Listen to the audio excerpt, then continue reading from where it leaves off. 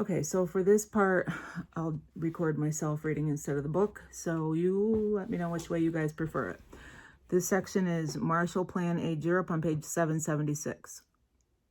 Post-war hunger and poverty made Western European lands fertile ground for communist ideas. So, since they were poor, communism appealed to them because, as you remember, people with stuff generally didn't like communism because they didn't want to give up their stuff to the government. To strengthen democratic governments, the United States offered a massive aid package called the Marshall Plan. Under it, the United States funneled food and economic assistance to Europe to help countries rebuild. Billions of dollars in American aid helped war-shattered Europe recover rapidly and reduced communist influence there. President Truman also offered aid to the Soviet Union and its satellites or dependent states. So they're just throwing that in there, and that would have been in the vocab, but let's talk about satellite states. The satellite states were the ones that formed the buffer zone that protected the Soviet Union from further attacks by Germany. So they'd be called a buffer zone or satellite states, and it's the same thing. And state in this just means country. However, Stalin declined and forbade Eastern Europe to accept American aid. We will see that in when we get to the notes, you'll see pictures of Stalin blocking the aid. Instead, he promised help from the Soviet Union in its place, a divided Germany. So one of the conferences during the war, they decided that they would split Germany into 4 zones of occupation by the Soviets, Americans, British, and French. They also split up the capital, Berlin, into those same 4 units. The issue was that Berlin is deep inside the zone that was taken over by the Soviets. So, back to this. A divided Germany. Defeated Germany became another focus of the growing tensions between the Soviet Union and the United States.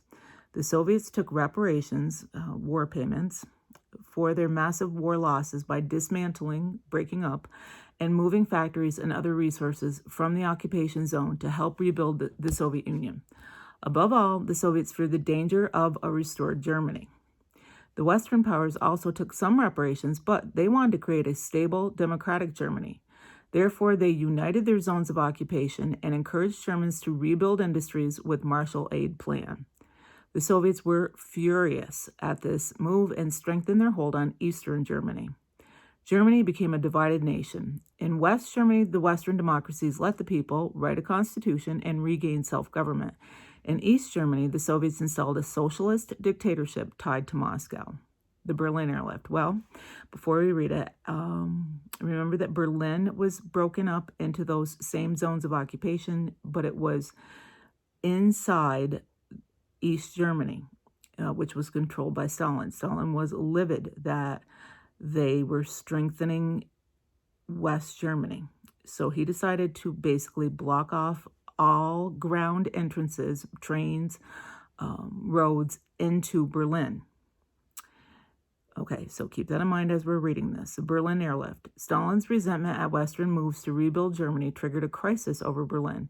Even though it lay deep within the Soviet zone, the former German capital was occupied by all 4 victorious allies.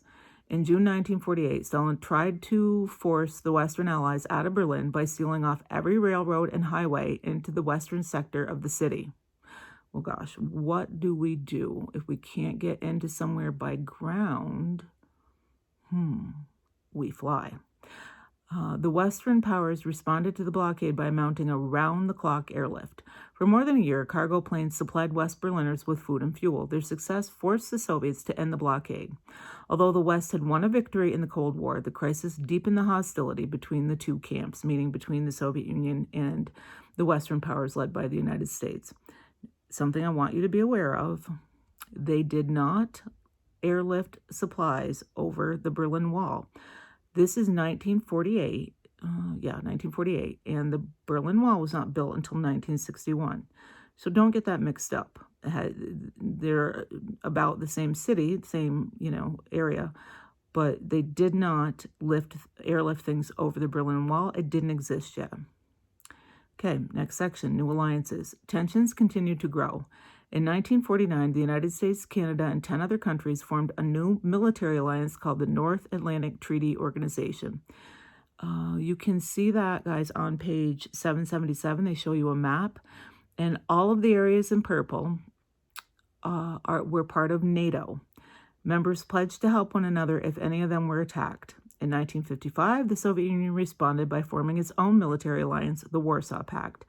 It included the Soviet Union and 7 of those satellites in Eastern Europe. Unlike NATO, however, the Warsaw Pact was often invoked by the Soviets to keep its satellites in order. So the Soviets pretended like it was a defensive alliance, but really any time any of the countries that they had taken over in Eastern Europe looked like they might be asking for some freedom, they used the Warsaw Pact to crush them.